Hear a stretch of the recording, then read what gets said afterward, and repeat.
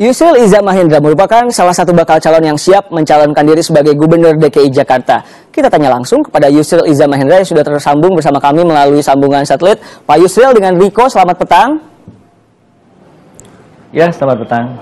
Pak Yusril, 2017 akan menjadi pertarungan yang mudah atau berat bagi Anda? Ya, dikatakan berat ya mudah, dikatakan mudah ya berat, tergantung pada situasi yang kita hadapi di lapangan nanti.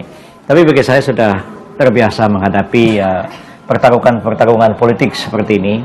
Baik saya membantu orang lain di tingkat lokal ataupun saya sendiri juga terlibat dalam berbagai pertarungan politik di tingkat nasional, dan bagi saya itu semua hal yang sudah biasa terjadi. Baik, kalau kita melihat lawan Bapak sekarang, Pak Ahok, kalau Pak Ahok menganggap, wah Pak Yusril ini berat karena pernah jadi calon presiden, pernah jadi menteri, pernah juga menghadapi pertarungan di tingkat nasional. Anda menganggap Pak Ahok? Ya, semua rekan berkompetisi dalam politik itu, ya kita anggap berat, ya. Tidak ada yang ringan, ya. Semuanya itu adalah kompetitor kita hormati mereka, kita hargai mereka, dan kita akan berkompetisi secara sehat, secara sportif, secara terhormat. Tidak ada sesuatu yang saya anggap ringan, semua itu saya anggap berat dan merupakan satu tantangan yang serius untuk memenangkan pertarungan politik pada pemilihan Gubernur DKI Jakarta ini. Jadi Pak Ahok lawan yang berat gitu ya Pak untuk Anda? Ya, dibilang berat ya berat, dibilang ringan ya ringan. Jadi saya anggap biasa-biasa sajalah ya.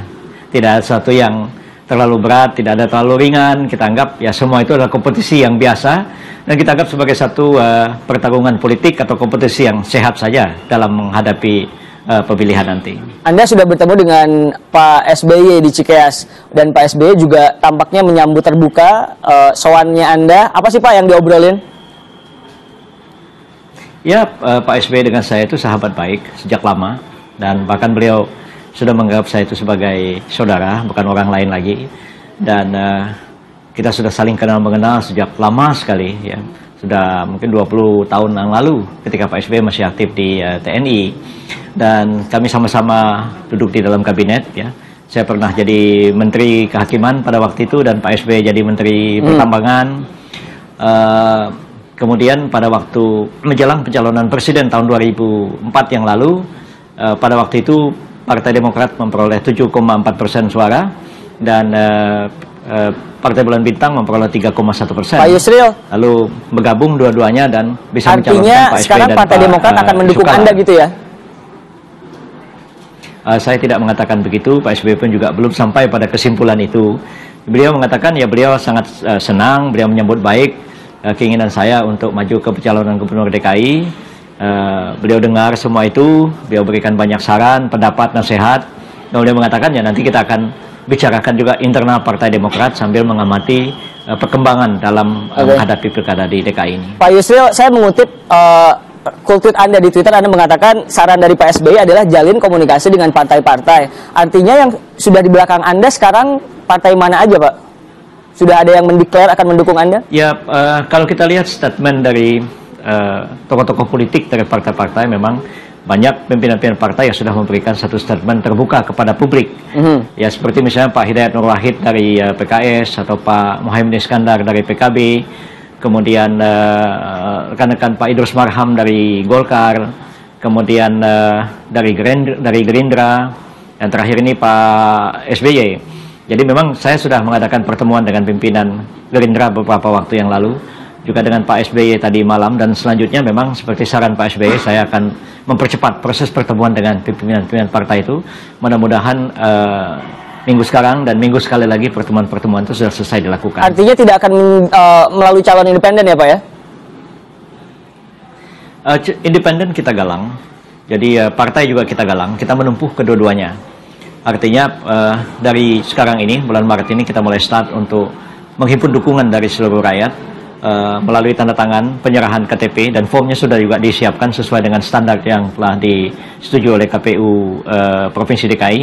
Dan kita berharap mudah-mudahan sampai pada bulan Juni nanti sekitar 1 juta tanda tangan itu sudah berhasil kita himpun. Dan itu cukup untuk menjadi satu persyaratan pencalonan Gubernur DKI yang akan diverifikasi pada bulan Agustus yang akan datang. Pak Yusril, partai-partai juga kita galang. Pak Boy terakhir bertemu ngobrolin apa Pak? Anda juga sempat ketemu dengan Pak Boy Sadikin, program DPD PDI Perjuangan? Ya, Pak Boy Sadikin memang sudah bertemu dengan saya, dan nanti besok juga Pak Ahmad Dhani akan bertemu dengan saya juga, membicarakan pencalonan DKI ini. Pak Sandiaga Uno juga saya sudah pernah bertemu dengan beliau. Jadi kita mulai mendiskusikan, dan kemungkinan saya akan didorong maju dalam pencalonan sebagai gubernur, sebagai calon gubernur, dan sebagai calon wakil itu harus kita diskusikan dan kita sepakati bersama di antara para kandidat yang kita dengar sekarang ini. Ini membangun barisan melawan Ahok atau gimana Pak? Bagaimana? Membangun barisan melawan Ahok?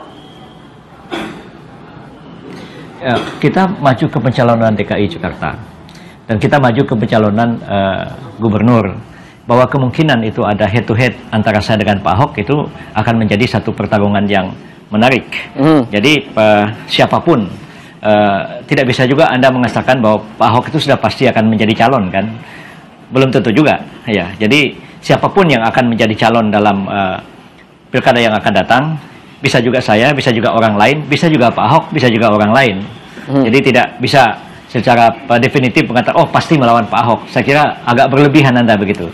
Kalau pendamping Anda, kalau Anda mencalonkan diri jadi calon gubernur, siapa tokoh yang ingin mendampingi Anda? Ya, beberapa tokoh sudah berbicara tentang hal itu, dan tiba saatnya nanti kita juga akan putuskan siapa. Sampai hari ini belum ada satu tokoh pun yang berminat maju ke pencalonan Anda inginnya siapa, Pak Yusril? Jakarta ini yang memutuskan siapa calonnya. Jadi bukan saja saya belum memutuskan, Pak Ahok juga belum punya calon juga, kan? Kalau Anda inginnya siapa Pak supaya menang gitu?